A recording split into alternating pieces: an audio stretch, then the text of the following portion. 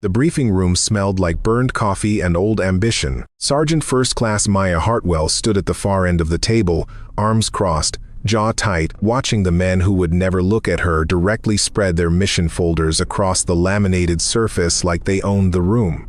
They did own the room. They had always owned every room like this, men with jaw scars and desert tans and the particular kind of silence that comes from having killed something and moved on before breakfast. She had earned her place at this table 3 times over. Nobody in it believed that. All right. Captain Derek Rourke dropped into the head chair without invitation, the way he always did, all shoulder. No ceremony. He was 41 years old, built like a man who had never stopped competing with whoever stood next to him. His eyes moved over the room and landed on Maya for exactly half a second before shifting to the tactical display. Half a second. That was the entirety of acknowledgement she received in rooms like this. The mission folder in front of her read Operation Iron Bell, Classification, Level 4. She already knew every page by memory. She had written half of them. "We've got a window of 6 hours, Rourke said.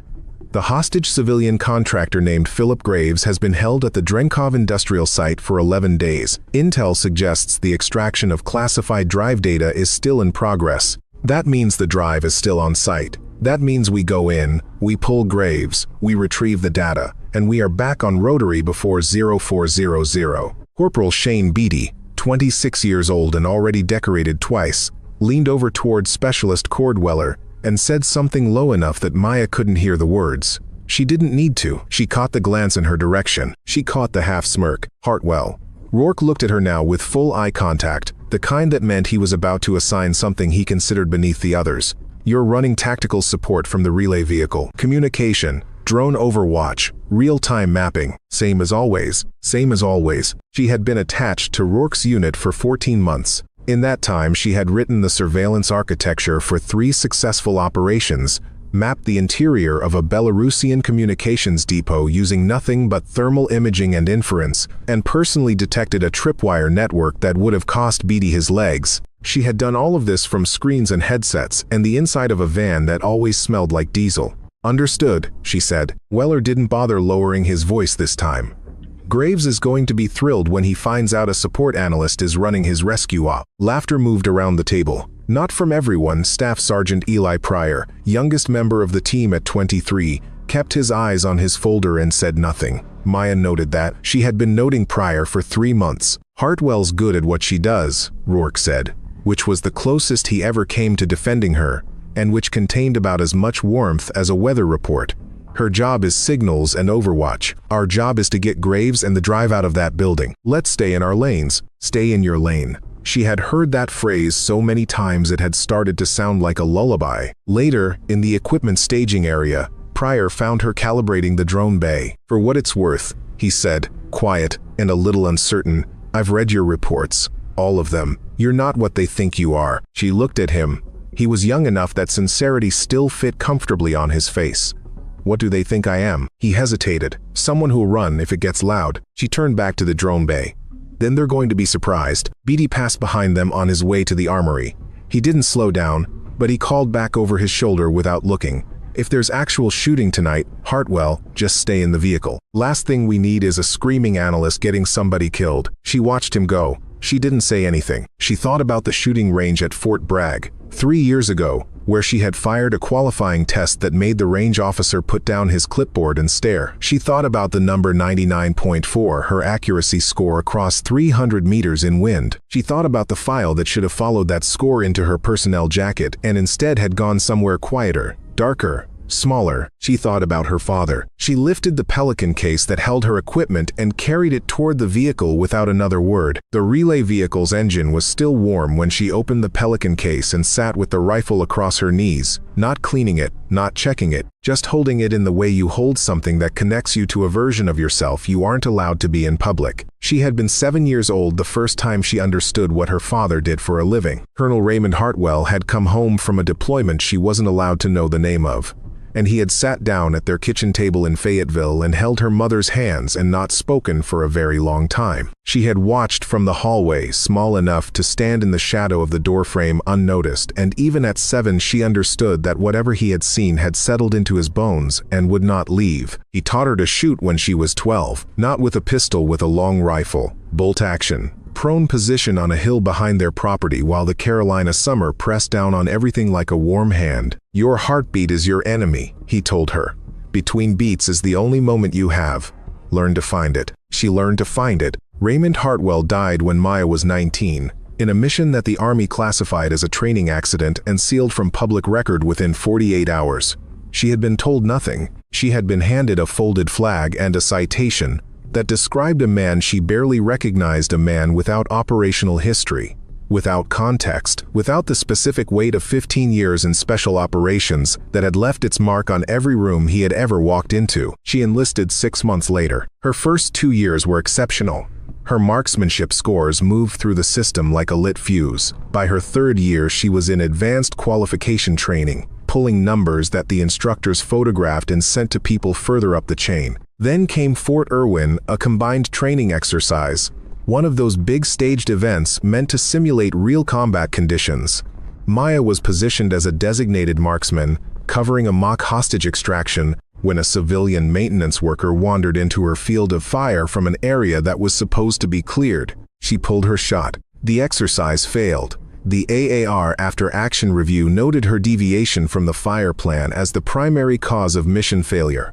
Someone somewhere decided that her judgment under pressure was compromised. The sniper qualification was quietly removed from her file. She was reassigned to signals and tactical analysis. Nobody wrote down what actually happened. Nobody wrote down that she had made the right call. Nobody wrote down that pulling the shot was the only human choice in that moment, and that a machine would have continued firing, and that a machine would have been praised for it. She carried that knowledge the way some people carry debt, not loudly, but always. The reassignment had come through in language that was bureaucratic and bloodless and offered no space for an argument. Due to demonstrated judgment inconsistencies under field conditions, SFC Hartwell will be reassigned to tactical intelligence and support effective immediately. That was what it said. It didn't say that she had pulled a shot to save a civilian life. It didn't say that she had subsequently filed a formal protest that was received, acknowledged, and then placed in a drawer somewhere with the particular quietness of things that would never be acted on. It didn't say that the range officer who had watched her test scores, the one who had photographed her groupings and sent them up the chain, had later told her privately that what had happened at Fort Irwin was not right, and that he was sorry, and that there was nothing he could do about it. He had said all of that and then reported for his next duty station, and she had never heard from him again. None of that was in the reassignment order. The reassignment order contained facts stripped of their context, which is another way of saying it contained falsehoods. 3 years of signals work had followed. She was good at it, genuinely, undeniably good, but goodness in a support role is a quiet thing that earns quiet rewards, and the men around her were accumulating combat experience like currency while she accumulated data logs and drone footage. She trained alone every morning before 0500. She used a civilian range 15 miles from base. She paid out of pocket. She kept her times and her groups, and said nothing to anyone. The rifle in the Pelican case was her father's, a custom Macmillan TAC 338, worn smooth at the grip from years of use. She had carried it to every deployment and never once been asked why. Nobody looked closely enough to ask. In the back of the relay vehicle, 3 hours before insertion, she opened the case and ran her hands over the stock. She didn't think about tonight. She thought about a hillside in North Carolina and a man who had taught her where the silence lives between heartbeats. "I know," she said to nobody.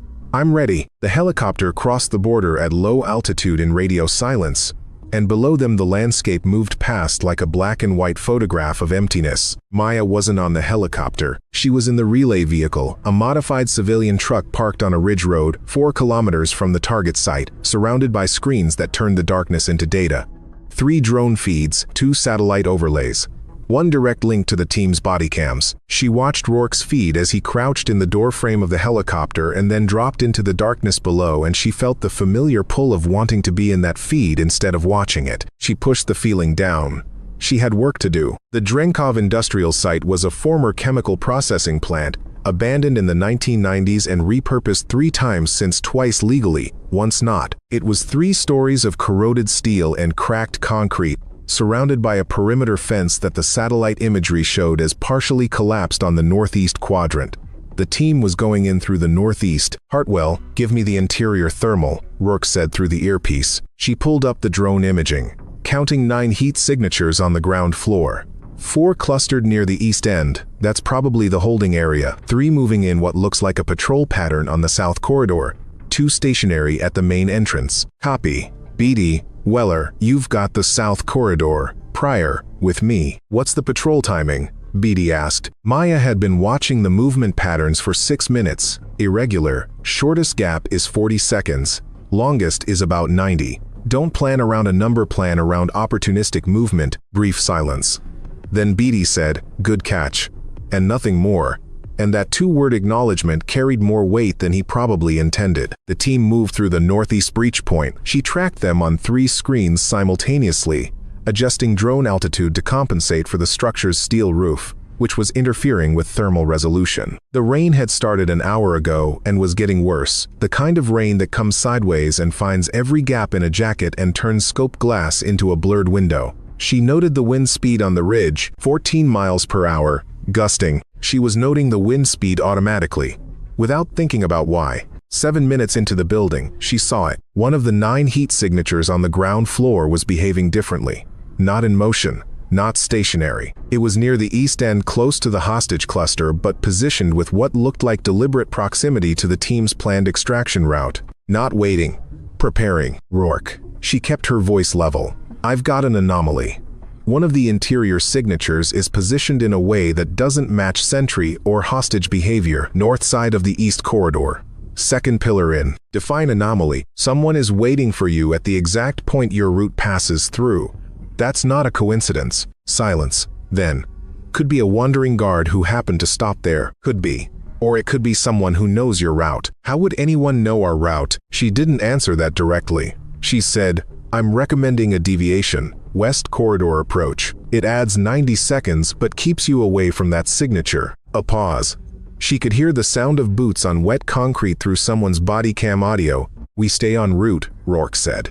Your thermal read isn't precise enough to redirect the whole op based on a hunch. She opened her mouth, she closed it, she watched the screens. The team moved into the east corridor. The anomalous signature didn't move. The explosion was small, a shaped charge on a secondary support column, meant not to kill but to seal. The east corridor door buckled inward with a sound like a struck bell, and the team found themselves hemmed in on 3 sides with one usable exit. She was already moving the drone before Rourke finished shouting, Hartwell, we have contact east and south, multiple shooters, I count at least 6. I see them. She had the drone at maximum lean, pushing it through rain and interference, pulling resolution wherever she could find it. There's a service tunnel northwest corner of the building. Ground floor. It's not on the original floor plan, but the thermal imaging shows a temperature differential that suggests either a pipe cavity or a passage. Go northwest. That's not confirmed. Nothing tonight is confirmed, Captain. Go northwest. Beatty's voice cut through. 2 of the guards are military-grade equipped. This isn't organized crime. These people knew we were coming. She heard the statement land inside her own thinking like a stone into still water, ripples moving outward. They knew we were coming. She pulled up the communication log for the last 4 hours. Every transmission in and out of the team's secure channel, time-stamped, source-tagged. She ran it against the timeline of events on the ground. The shaped charge had detonated 8 seconds after the team passed a specific GPS coordinate, a coordinate that appeared in the mission briefing document she had distributed to all team members at 1,700 hours. All team members. She built the inference carefully, the way her father had taught her to build a firing solution without rushing, without emotion. Step by step until the numbers locked into a single unambiguous conclusion. Someone on the team had sent a signal before the charge detonated. Not a voice transmission, a data burst, encrypted, to an external receiver. She had caught it as an anomaly in the channel noise 17 minutes ago and marked it for later review, assuming it was interference. It was not interference. She pulled Pryor's bodycam feed. He was moving with Rourke, rifle up, covering the northwest push. His movement was tight and professional. Nothing in his behavior was wrong. She pulled Beatty's feed. He was in a covered position, taking fire from the south corridor. She pulled Weller's feed. Weller was in a covered position, but his left hand, the one not on his weapon, was at his vest in a way that looked like he was checking equipment or pressing something against his chest that wasn't a weapon. She sat with that observation for 3 seconds. 3 seconds was a long time in her current state of mind. Then she lost the communication link entirely. Static swallowed every channel simultaneously, the kind of signal death that doesn't happen by accident. She reached into the Pelican case. She had 4 minutes of travel time on foot. She covered it in 3, moving through rain and darkness with the rifle case across her back and her secondary pistol drawn, staying low and using the perimeter fence line as cover. The northeast breach was still open. She went through it at a run. The building interior was louder than she had expected, not just gunfire, but the sounds a building makes when it's been stressed by an explosion. Groan of metal, drip of disturbed water from ceilings, the settling sound of structural elements redistributing weight. She moved through it using the floor plan she had memorized and the thermal signature patterns she had been tracking for the last hour and a half. The roof access was a steel ladder on the northwest interior wall, half rusted, bolted directly into concrete. She went up it with the case on her back and pushed the access hatch open against the weight of the rain. The roof of the Drenkov plant was a flat expanse of corrugated steel panels, some of them buckled, all of them slicked by the downpour. The rain was coming nearly horizontal now, driven by a wind she clocked at somewhere between 20 and 25 miles per hour. In the southeast corner of the roof, a ventilation housing gave her a natural shooting rest and concealment from ground-level sight lines. She reached it. She opened the case. She heard Rourke's voice from below, not through her earpiece, which was dead, but through the structure itself, vibrating up through the steel. He was shouting, not in command, in distress. She set the rifle up in 40 seconds. Her hands remembered the process without being asked. Bipod placement, stock adjustment, optic check. She loaded the magazine and chambered the first round and lay down behind the rifle and pressed her cheek to the stock. Through the scope, the ground below resolved itself into clarity despite the rain and the movement and the darkness. The scope was night vision capable. Her father had upgraded it 2 years before he died.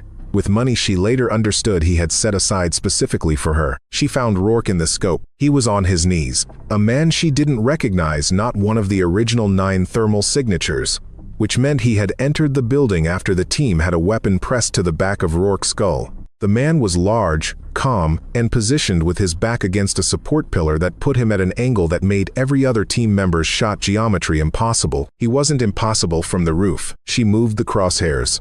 She found the geometry. She ran the math distance, approximately 180 meters. Wind from the left at 22 miles per hour consistent. Target moving slightly with Rourke's unsteady kneeling. Probable vital zone width about 8 inches given the angle. Her heart was doing what hearts do under extreme stress, which is to accelerate and announce themselves in the skull. She heard her father's voice. She had been hearing it more and more tonight. Between beats. That's the only moment you have. Beatty's voice came through somewhere below, distant, muffled by steel. We cannot get a shot. Someone has to have a shot. She had the shot. Her finger rested on the trigger with the exact pressure her father had taught her, enough to feel the mechanism, not enough to disturb the crosshairs. She was aware of everything simultaneously. The rain against her back, the wind moving the scope image in tiny oscillations, her own breathing, the slowing space between heartbeats. She found the space. She pressed. The crack of the rifle was swallowed almost immediately by the rain and the wind. She was already cycling the bolt muscle memory, automatic, before the sound had finished traveling. Through the scope she watched the threat go down. Immediate, no movement after. Clean. Rourke lurched forward onto his hands. Below, she heard shouts, confused, disbelieving, searching. A voice she recognized as Beatty. What the who fired? Who has a shot up there? Who just... Then Rourke's voice, steadier now, pulling himself back to command. Hartwell, not a question, a realization. Report. She keyed her secondary radio, the short-range backup unit she always carried and that nobody ever asked about. Reporting. The channel was silent for a moment. Then, who just made that shot? She settled her cheek against the stock again and scanned for secondary threats. Support. The building's server room was on the 2nd floor, behind a door that had been relocked after the team's intrusion. She had Pryor's help getting through it. He was the one who had found her on the roof, wide-eyed and not saying anything for the first few seconds, just looking at her like she had arrived from somewhere outside his understanding of the world. The drive, she said. Graves. Graves is out. Rourke and Beatty have him. The drive is still in the server room. The system is still live. She was already moving. The server room was cold and humming and full of the kind of organized hardware that suggested someone had been here recently and regularly. Not a stripped facility, an active one. She plugged in her extraction unit and started pulling data while Pryor stood in the doorway with his rifle covering the corridor. She was 40 seconds into the extraction when the secondary archive folder opened. She almost missed it. She was running the extraction as a background process while monitoring the building's remaining threat signatures on her secondary screen. But the folder index populated in the corner of her display, and she caught a file name in the directory that made her stop. Hartwell, Raymond Operation Cold Shelf Final Status Report. She was aware of her own breathing. She was aware of Pryor saying something from the doorway that she didn't hear. She opened the file. She read it in the time it takes to understand something you have always known but never been allowed to confirm. She read it twice. The second reading was not for comprehension. She had comprehended everything in the first pass, had absorbed it with the same systematic clarity she brought to tactical data, holding each fact against the next and feeling the architecture of it resolve into a coherent and terrible shape. The second reading was something else. The second reading was what happens when you have spent 19 years carrying a grief that was founded on a lie, and you are now in a cold server room, reading the documented truth of that lie, and your body needs a moment that your mind isn't going to give it. Her father had not died in a training accident. He had died in the field, during a classified operation to intercept communications between a domestic defense contractor and a foreign intelligence network. He had identified the contractor by name. He had filed a report. The report had been received, processed, and then according to the audit trail in the file she was now reading forwarded to a senior operations officer for review. The report named individuals with significant institutional authority. The kind of authority that does not like being named in reports. The kind of authority that has, historically, found ways to ensure that inconvenient reports do not become inconvenient records. That officer's access credential was in the system. She recognized the credential identifier. She had seen it on every mission briefing document for the last 14 months. It was assigned to the unit's administrative oversight chain. She followed the chain through 2 more authentication layers and arrived at a name. She sat with the name for 4 seconds. Then, she copied the entire archive to her extraction drive, pulled the unit from the server, and stood up. "We need to go," she said to Pryor. "What was in? We need to go right now." He looked at her face and stopped asking. She found him on the ground floor, moving toward the building's south exit with the kind of purposeful calm that doesn't belong to a man who thinks the mission is over. Cord Weller was 31 years old, decorated 4 times. Fluent in 2 languages she wasn't supposed to know he spoke. She had been building his profile in the background of her mind since the data burst she had caught in the communication log, building it the way you build a case, piece by piece, without announcing you're building anything. He didn't see her until she was 12 feet away. She had her pistol up. He had his rifle slung across his back, not at ready. That was a choice, she understood immediately. He had been expecting to leave, not to fight. Vela. He stopped. He looked at the pistol. He looked at her face. Something in his expression moved through several calculations before arriving at a kind of resigned stillness. "You were fast," he said. "Faster than I expected. You sent the coordinate data at 2,218. 14 minutes before the charge detonated." He didn't deny it. That told her something. Either he thought denial was pointless, or he wanted her to hear whatever came next. "You want to know about your father." The sentence hit her like a temperature change, immediate and physical. "I already know about my father. You know, part of it." He glanced toward the exit, then back at her. Cold Shelf wasn't just an intercept operation. Raymond found evidence of domestic collaboration that went very high. Very high. The report he filed was going to expose people who had too much to lose. So it was redirected. And he was redirected. Redirected. The word was ash in her mouth. He was told to stand down. He refused. And then there was a mission from which he didn't come back. Who gave the order? Weller looked at her with something she couldn't immediately categorize. Not remorse exactly, but a kind of exhausted honesty that arrives when there is nothing left worth hiding. Someone much further up the chain than either of us will ever reach. "I found out 4 years ago. I was recruited by people who want those names buried. Tonight was supposed to finalize certain things. Finalize the drive, destroying what's on it, and anyone who'd read it." She heard something move in the corridor behind her. She didn't turn. Pryor's footstep pattern was one she knew by now. She kept her eyes on Weller. "The only thing stopping you from running is that I have a shot," she said. "I know. The only thing stopping me from taking it is that I need you in a room with people who have recording equipment." He considered this. Then, slowly, he lowered himself to his knees and placed his rifle on the ground. "Then I suppose," he said quietly, "we both get something we need." The timer was on the secondary explosive package, not the shaped charge that had sealed the corridor, but a larger system, rigged into the building's main support columns, that Weller had been meant to trigger before leaving. He had not triggered it yet, because he had not left yet, and he was not leaving. but the system had a dead man's protocol. If the remote trigger went more than 40 minutes without a confirmation signal, it armed and began its own countdown. She found this out because Weller told her, apparently having decided that cooperation was his best remaining path toward any outcome that didn't end in a military prison sentence. 12 minutes, he said, give or take. Where's the primary detonator? Gone. The man your shot took down was carrying it. Then the countdown is running. Yes. She had Pryor on one side and Weller zip-tied, cooperative but useless on the technical problem on the other. She had the extraction drive in her vest pocket. She had Rourke on the secondary radio, guiding Beatty and the civilian Graves toward the northeast breach. She built the exit problem in her head the way she built everything fast. Spatial, prioritized. The building had 4 usable exits given the current structural state. The northeast breach was where Rourke's element was already moving. The south exit was where Weller had been headed. The northwest hatch, the service tunnel she had identified earlier from thermal data, was the shortest route from their current position to outside the collapse radius. Northwest tunnel, she said. Move. They moved. She talked Rourke's element through their exits simultaneously, managing 2 spatial situations through 2 radio channels, keeping her voice steady and unhurried, while her mind was running fast enough that the building's moans and the rain and Weller's occasional directed comment all came to her as simultaneous data streams she could parse without losing any of them. 3 minutes from the northwest tunnel exit, something in the building's upper structure gave way. The explosion hadn't destabilized it directly, but the rain had been working on it for 3 hours, and compromised steel finds its moment. The ceiling above the corridor dropped 18 inches with a sound like a truck hitting a wall, and dust and wet rust came down in a curtain. Pryor grabbed Weller's arm and kept moving. Maya was already 3 steps ahead of the sound, already at the tunnel hatch, already pulling it open. Move, she said. Pryor moved. Weller moved. She went last, pulling the hatch closed behind her. The tunnel was 3 feet wide and smelled of mineral water and decades. They moved through it at a crouch, fast, not speaking, guided by the faint light of her secondary screen.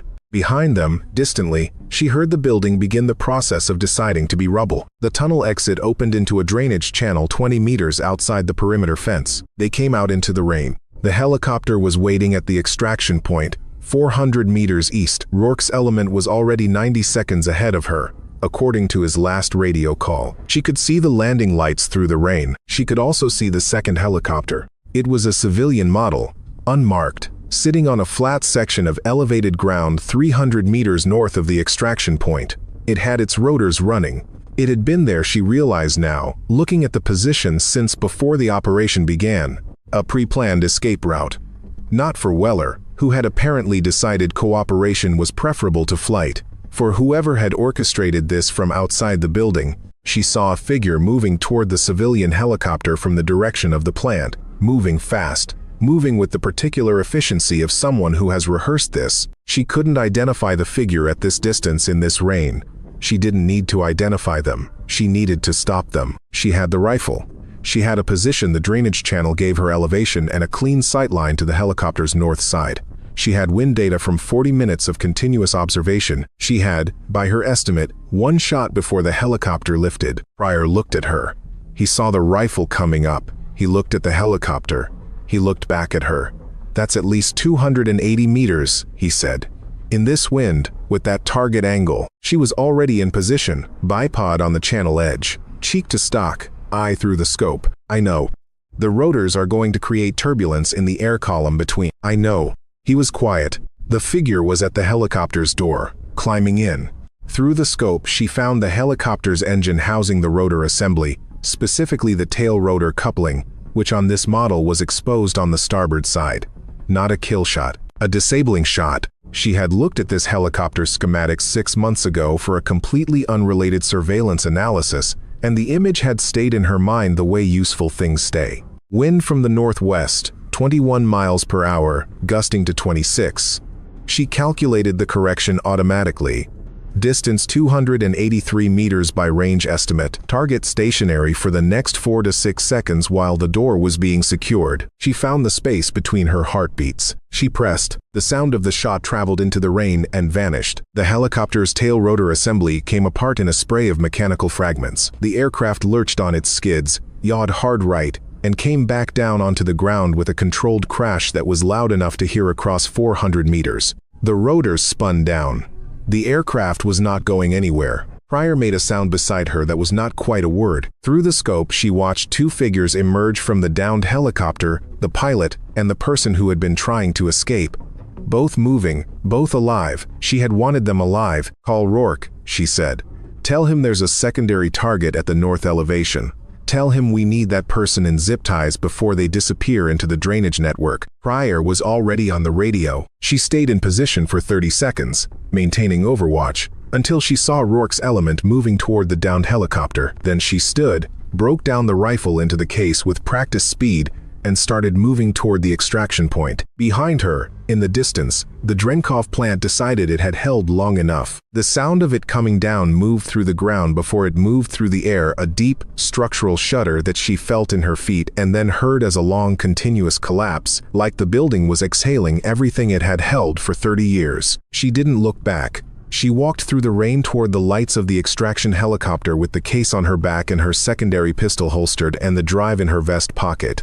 The drive that contained her father's name and the truth about what had been done with it. She walked through the rain. She did not run. The debrief took 11 hours. She sat across from people with significant institutional authority and answered every question with the precision and completeness she would have applied to any analytical report. She produced the extraction drive at the appropriate moment. She described the sequence of events in the order they had occurred. She did not editorialize. She did not perform emotion. She presented facts and allowed them to occupy whatever space they were going to occupy. Weller was in a separate room. She knew from the pattern of movement in the corridor outside that the conversations happening around him were significant and getting more significant with each passing hour. Rourke came to find her at hour 7, when she was sitting alone in a room with bad lighting and a cup of coffee she had been ignoring for 40 minutes. He sat down across from her. He was wearing civilian clothes now, standard post-operation protocol. And without the gear and the authority he projected in a briefing room, he looked closer to his actual age, which was a decade of hard use past 41. He looked like a man who had been reconsidering things recently. "You saved my life," he said. "I saved the mission," she said. He absorbed the distinction. Both. She picked up the coffee. It was cold. She set it back down. "The shot on the helicopter was 283 meters, he said. In 20+ mile-per-hour wind, at night. In rain, 21 miles per hour, with gusts to 26. How long have you been?" He stopped. He tried again. "Your file says you're a tactical analyst. My file says a lot of things that were decided without my input." He sat with that. She watched him sit with it and gave him whatever time he needed. "The OPA is going to open a formal review on Cold Shelf," he said. "Based on what was on that drive, it's going to take time and it's going to get complicated and there are people who are going to try to make it go away. I know, but it won't go away. Not this time." He paused. "I knew some of what happened to your father. I knew more than I should have and less than I should have admitted knowing. I want you to understand that I understand that's not good enough." She looked at him directly. "It's not. No." He put his hands flat on the table. "It's not." She respected the absence of justification. It would have been easy to offer one. He was a man who had spent a career finding ways to maintain operational momentum through difficult decisions, and difficult decisions manufacture their own justifications the way wet wood manufactures smoke. He didn't offer one. "The report," she said. "The official report. What about it? What does it say about who made the shots?" He met her eyes. "It says what happened. What actually happened." He paused. "Tactical support specialist Maya Hartwell, operating under independent initiative following communications failure, provided direct fire support at multiple engagements that enabled the team's survival and the successful extraction of the hostage and mission-critical materials." Another pause. "It also says she then identified and disabled a secondary escape vehicle belonging to the operations external coordinator, resulting in the apprehension of." He stopped reading from memory. "It's a long report." "Good." He stood. He moved to the door. Then he stopped. She watched him stop. She had a sense, one of those perceptual readings you develop after years of close observation, that he had something he needed to say and had been organizing it for some time and was now at the point where it was going to come out or it wasn't, and the outcome of that depended on whether he was the kind of man who could say a necessary thing without softening it into uselessness. She had not been sure, until tonight, which kind of man he was. "Hartwell, sir." He turned back toward her, and she could see the thing he was going to say moving through him before it arrived. People who are about to say something true look different from people who are about to say something crafted. The true thing has a kind of physical presence. It takes up space in the chest before it becomes words. I was wrong about you. I want to say that cleanly, without qualification. I was wrong, and the wrong I was doing was specific, and I knew enough to have known better, and I didn't. I'm sorry. She looked at him for a moment. I accept that, she said. Now do something about it. He nodded once. He left. 3 days later, a personnel action was filed. Her marksmanship qualification, the one that had been removed from her file 8 years ago, in the aftermath of Fort Irwin, was reinstated. The amended AAR from that training exercise, the one that correctly described her as having made a sound judgment call in a situation that required human discretion, was attached. Both documents went into her permanent record with the date of original assessment, not the current date. The file was, for the first time in 8 years, accurate. Pryor found her in the equipment room on the 4th day, where she was cleaning the rifle. He stood in the doorway for a moment. I've been putting together what I want to say, he said. I've had 4 days and I'm still not sure I have it. You don't have to say anything. I want to. He came in and sat on a crate across from her. I knew you were good. I could tell from the reports. But I didn't. I don't think I understood what good meant until I was in that tunnel behind you and you were running 2 radio channels simultaneously and navigating by memory in the dark, and there was a building falling behind us. She ran the cleaning patch along the barrel. I had good intelligence about the tunnel. You had thermal variance data from 2 hours of remote observation and you mapped it to an architectural inference in your head. Yes. That's not normal. No. He was quiet for a moment. Then, what are you going to do now, with all of it? The cold shelf review, your father, everything. She considered the question. It was a reasonable question, and it deserved an honest answer. I'm going to do what I've been doing, she said. I'm going to watch carefully and think clearly and be useful. I'm going to attend every briefing and write every report and run every drone pattern. And when it matters, when it is the moment that matters, I'm going to make the shot. He nodded slowly, like someone confirming a math answer they had suspected. And in between, she looked at him. Something almost like a smile moved across her face, not a performance of warmth but the actual thing, brief and unforced. In between, she said, I'm just support. He laughed a short, genuine sound. Then he stood. The unit's having a debrief dinner tonight, he said. Rourke told me to ask if you'd come, as part of the unit, not as a courtesy thing. She kept her eyes on the rifle barrel. She thought about her father. She thought about a hillside in Carolina and a long rifle and the particular quality of silence between heartbeats. Tell him I'll be there, she said. The equipment room had one window, high on the north wall, that caught the late afternoon light and threw it across the floor in a long rectangle. She worked in that light until the rifle was clean and the magazine was seated and the case was closed. Then she stood and carried the case to the cabinet along the far wall, a steel locker she had used for nothing significant for 14 months, and placed it inside. She closed the cabinet door. She looked at the locker for a moment. On its face, in military-issue black marker that had faded to gray over years of use, was a label that read SFCM, Hartwell Tactical Support. She thought about relabeling it. She decided against it. The label was accurate. In the way that most reductive things are technically accurate. She was tactical support. She had always been tactical support. She had run comms and drone coverage and signals analysis and real-time mapping for 14 months in this unit, and she was genuinely good at all of it. Not adequate, not serviceable, but the kind of good that produces outcomes, that saves lives through inference and preparation and the particular discipline of watching everything carefully when everyone else is focused on watching one thing. The fact that she was also capable of a 283-meter shot in 21-mile-per-hour wind with a rifle she maintained out of her own pocket did not make the label wrong. It made the label incomplete, and incompleteness, she had come to understand this over years of operating inside institutional structures that measured people in the narrowest possible terms. Incompleteness was not the same thing as inaccuracy. It just meant that the full picture had more room in it than the label suggested. There were others like her, she knew. Women and men in support roles who had been defined by a single function and who carried inside them a second, larger capability that no one had ever made room for. Some of them eventually left the service. Some stayed and shrank themselves down to fit the space they'd been given. Some, like her, found a third option. They stayed, and they did the job they'd been assigned with complete rigor, and they kept the other thing alive quietly and privately until the moment arrived when it was needed. The moment always arrived. Her father had known that. He had spent 15 years operating in the space between what documents said and what was actually true, and he had died because the gap between those two things had grown large enough for the wrong people to hide in. She wasn't going to close the gap by rewriting a locker label. She was going to close it by being exactly what she had always been, completely and without apology, and with the specific, unhurried competence of someone who has been underestimated for so long that the underestimation has become a kind of cover. She was going to attend every briefing that was assigned to her and write every report that was requested and run every drone pattern that needed running. She was going to do all of that with the same rigor she had always brought to it. And when it mattered, when it was the precise moment that required the precise capability that no one in the room had remembered to account for, she was going to be ready.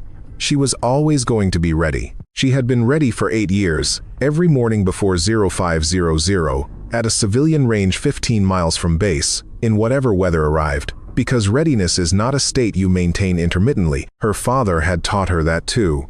Not explicitly, not with a speech, but by example, by the particular way he had approached every ordinary day as though it might become an extraordinary one, not anxiously, but with a quiet and sustained attentiveness that she had absorbed without knowing she was absorbing it. She turned off the equipment room light. She walked down the corridor toward the building's exit, where the late afternoon was doing what late afternoons do, casting everything in a light that made the ordinary world look, briefly, like something more deliberate than it usually was. She stepped outside. The air was clean. The rain from 3 nights ago had taken the dust with it and left everything with that particular clarity you only get in the first days after a storm, when the world seems to have decided to start from a cleaner set of premises. She stood in it for a moment.